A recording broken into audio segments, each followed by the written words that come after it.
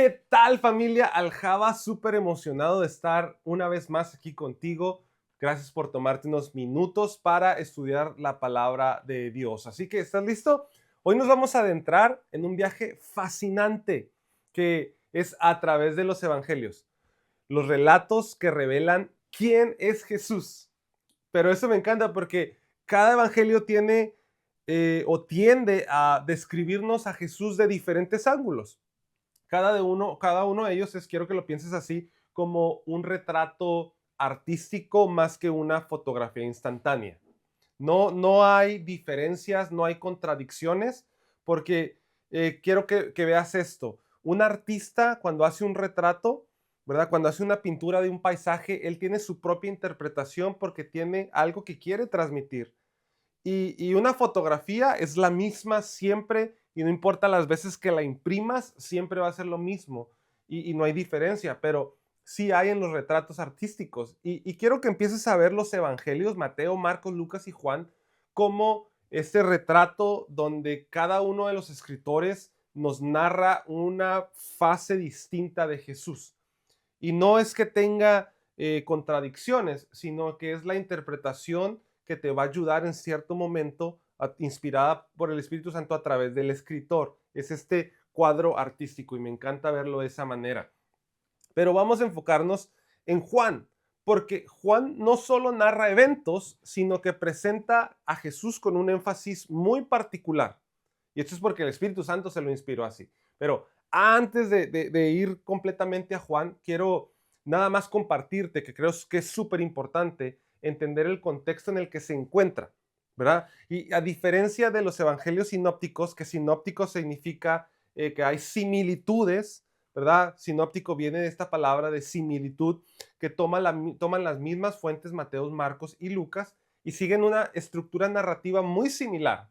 Pero Juan ofrece una perspectiva totalmente diferente y mucho más teológica, porque el enfoque no solo era buscar contar lo que Jesús hace, sino revelar quién es Él en su esencia divina. Y para entender esto, te voy a explicar la riqueza que hay en los relatos y podemos recurrir a varios versículos bíblicos que quiero que vayas conmigo. Por ejemplo, Ezequiel capítulo 1, versículo 10, y aquí lo tengo en mi Biblia, te lo quiero leer. Dice: y el aspecto de sus caras era cara de hombre, y era cara de león, y al lado derecho de los cuatro, y cara de buey, y al lado izquierdo en los cuatro, asimismo había en los cuatro una cara de águila. Ezequiel tiene una visión de la gloria divina y ve estos seres que tenían cuatro caras, ¿verdad? Luego vemos esta misma visión en Apocalipsis, en el capítulo 4, verso 7 dice: el primer ser viviente era semejante a un león y el segundo era semejante a un becerro. Otra traducción dice semejante a un buey. El tercero tenía rostro de hombre y el cuarto era semejante a un águila volando. Juan tiene también esta revelación, esta imagen de estos seres con diferentes caras. Y la visión de los cuatro seres vivientes, tradicionalmente los estudiosos la han interpretado que es una representación simbólica de los cuatro evangelios. Ahora, ¿de qué se tratan los cuatro evangelios? De Jesús, pero ¿cuál es la perspectiva o el retrato que ellos quieren darnos? Te lo explico. ¿Listo? Número 1, Mateo. Mateo muestra a Jesús como el rey de los judíos, el que cumple todas las profecías.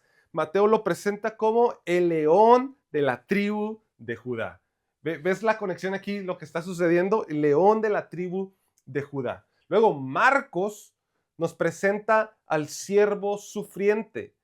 Y aquí hay una imagen muy interesante del buey, porque el buey es el que trabaja intensamente, lleva cargas pesadas, pero nunca se queja, sino que sigue avanzando siempre. ¿Hacia dónde? Hacia adelante. Lleva el arado hacia adelante. Abre camino hacia adelante. Puede estar lloviendo, pero él sigue trabajando. Y hay muchas películas de pronto donde he visto esta imagen de un buey con cargas pesadas caminando en medio de la lluvia, abriendo camino. Eso es el Jesús que nos presenta Marcos, el que da todo por nosotros. Luego tenemos a Lucas, que es el rostro humano, porque nos acerca a un Jesús muy humano, a un Jesús que es amigo de los marginados, amigo de los extranjeros. Eso es súper interesante, pero también tenemos la perspectiva de Juan, la cara de águila, que nos revela algo asombroso. Nos da al Jesús 100% Dios, 100% humano, que está sobre todas las cosas, pero nunca pierde una conexión de su visión hacia su creación. Y estos enfoques, como te decía, no se contradicen para nada, sino que se complementan para darnos un cuadro completo de Jesús. Su narrativa está muy cargada de simbolismos y quiero que escuches esta frase. Juan recompensa a los lectores cuidadosos. Juan recompensa a los lectores cuidadosos. Porque vamos a empezar a descubrir conforme avanzamos conexiones muy profundas entre Juan y diferentes libros. Así que, ¿estás listo? Vamos a comenzar con esto. Juan y el Génesis. Juan inicia su evangelio con una palabra muy particular. Y él dice, vamos ahí juntos a Juan, capítulo 1, versículo 1. Y lo primero que comienza Juan hablando es, en el principio era el verbo y el verbo era con Dios y el verbo era Dios. En el principio. Ahora, esto ya lo hemos escuchado en algún lado y es Génesis 1:1, ¿verdad? Hay una conexión. Establece a Jesús como el verbo creador. Desde Génesis, Dios diseña un modelo perfecto en relación con la humanidad. La relación que Jehová, que Dios establece con el ser humano es perfecta. Sin embargo, el pecado fractura esta relación. Y Juan nos muestra cómo Jesús viene a restaurar el diseño original trayendo una nueva creación. O sea, otra vez, el principio, eso es como un restart. Es como cuando iba perdiendo a veces en los videojuegos y iba en contra de mis hermanos y ellos iban ganando y lo que hacía yo era iba y presionaba el botón de restart. O sea, otra vez vamos a comenzar esto porque no está funcionando para mí. Juan toma esta imagen desde el principio y la primer creación no funcionó, pero luego Jesús viene a darnos una nueva creación. Me encanta, pero quiero que escuches. Más que contar una historia, el Evangelio de Juan busca defender una verdad. Más que contarnos historias acerca de Jesús, Juan busca defender una verdad. Y él utiliza palabras muy específicas. Así que entremos a esto por un momento. Antes de ir más adentro con Juan, quiero que sepas que Juan fue muy intencional aún en el uso de sus palabras. Y para entender los temas principales de Juan, es fundamental prestar atención a la selección de estas palabras, porque Juan no solo presenta eventos, sino que nos entrena para ver más allá. Y esto te va a ayudar no solamente para leer Juan, sino para leer otros libros de la Biblia, porque nos va a preparar para ver esta riqueza entrelazada de la Biblia entre diferentes libros, conectándose con el Génesis, con el Éxodo, con el Apocalipsis, luego más adelante. Pero quiero que empecemos acá con Juan, Juan 1:14. ¿Estás listo? Si estás tomando nota, yo espero que estés tomando nota. Quiero que veamos y leamos Juan 1:14, que es muy importante. Yo creo que aquí es parte fundamental de la columna de todo lo que quiere transmitir Juan. ¿Listos? Juan 1:14, y aquel verbo que fue hecho carne y habitó entre nosotros y vimos su gloria, gloria como la del unigénito del Padre, lleno de gracia y verdad. Este versículo es muy conocido en nuestra vida cristiana, pero hay tres palabras griegas que nos trazan el camino de lo que Juan quiere transmitir. ¿Está listo? Esas tres palabras en griego son logos, que es la palabra, sarx, que significa carne, y esqueno, que significa, las Biblias lo traducen como habitar y en otras lo traducen como tabernáculo, más adelante en otros libros. Así que vamos a explorar el significado. Logos, número 1, logos. La palabra que existía desde el principio. Logos significa palabra, pero para entender lo que significa esto necesitamos remontarnos otra vez a Génesis 1, donde toda la creación visible o invisible es hablada por Dios. Y la palabra no solo trae existencia, sino que es eficaz, así como Isaías 55:11 nos dice, así será mi palabra que sale de mi boca, no volverá a mí vacía, sino que hará lo que yo quiero y será prosperada en aquello para lo que yo la envié. Sabemos esto de que la palabra de Dios nunca vuelve vacía. Y para los judíos que leían Juan, esta conexión era muy clara. El logos era la palabra de Dios poderosa y creadora que ellos miraban desde el Génesis. Pero Juan, esto es maravilloso. Juan no solamente escribió para un público judío, sino también para una audiencia que era helenista. Y ya hablamos acerca de los helenistas, que estos tenían una idea diferente de logos, porque Platón, Sócrates, Aristóteles definieron el logos como la verdad suprema. Heráclito de Éfeso dijo: el logos es eterno y permanece para siempre, aunque los hombres no lo comprendan. Así que para los griegos, el logos era la razón, era todo esto principio, todo este principio que ordenaba el universo. Entonces Juan intencionalmente utiliza la palabra logos para demostrar que Jesús no solo es una idea o un concepto filosófico, sino que también es eterno y personal. Dios mismo hecho carne. Atanasio, uno de los grandes obispos del siglo IV, escribe sobre esto en el libro de la Encarnación. Y quiero leerte más o menos lo que él dice. Dice: la Encarnación es el misterio que los judíos traducen, los griegos ridiculizan, pero nosotros adoramos. Y la renovación de la creación ha sido forjada por la misma palabra como lo hizo en el principio.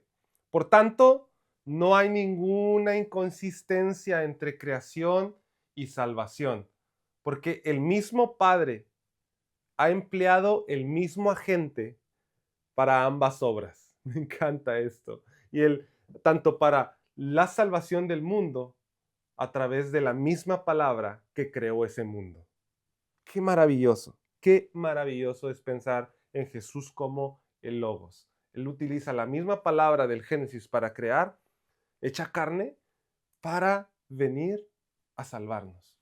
Qué precioso, ¿no? Número 2, la siguiente palabra es sarx, porque eso es importante, la palabra sarx, porque tenemos la frase donde dice: la palabra se hizo carne. O sea, no era solamente un concepto, sino era algo materializado. Y esto cambia todo lo que conocían para el momento. Para nosotros de pronto es muy fácil leer, en el principio era el verbo y el verbo era con Dios y el verbo habitó entre nosotros y el verbo se hizo carne.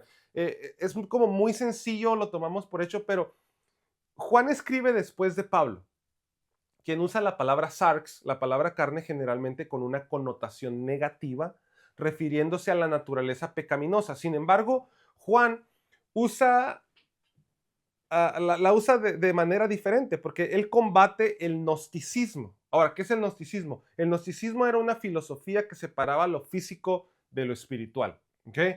Los gnósticos creían que todo lo bueno era espiritual e invisible, mientras que todo lo físico era corrupto. Todo lo que se podía tocar, todo lo carnal era corrupto. Por eso enseñaban que Jesús no podía haber tomado una forma humana real, sino que solo aparentaba. Imagínate esto, ¿no? Ellos decían: no, es que Jesús no murió realmente en la cruz porque él era tan santo, tan bueno, que era totalmente espiritual y no pudo haber tenido carne. Esta doctrina es conocida como el docetismo y fue una de las primeras herejías que la iglesia enfrentó, y Juan ataca esto. Juan declara: Jesús realmente se hizo carne, y no solo eso, sino dice: y lo vimos. O sea, no me vas a contar, no era algo así, dice: lo vimos literalmente con nuestros ojos. Entonces, la resurrección nos promete un cuerpo glorificado, pero no una existencia etérea sin materia. Y esta es una ilusión, ¿verdad? No es una ilusión, perdón, ni una apariencia, ¿no? Juan literalmente dice: no era una apariencia, lo vimos, no era una aparición nada más. Entonces, el pensamiento gnóstico sigue siendo muy peligroso, porque a lo mejor ahorita puede sonar extremista, pero hay pensamientos gnósticos pasivos, si los puedo decir así, que se han infiltrado en la iglesia. Por ejemplo, gente que sigue pensando que al morir vamos a convertirnos en ángeles. O sea, que ya no vamos a tener el cuerpo, ya no vamos a tener nada corrupto. Y piensan que el cuerpo es corrupto, que el cuerpo es maldad, que el cuerpo es pecado. Y de hecho no es así. No es de esa manera. Hay personas que siguen pensando que no, ya yo quisiera irme al cielo porque este cuerpo de corrupción. No, déjame decirte que eso es un pensamiento gnóstico y es una herejía, porque el plan original de Dios en su relación fue darnos un cuerpo.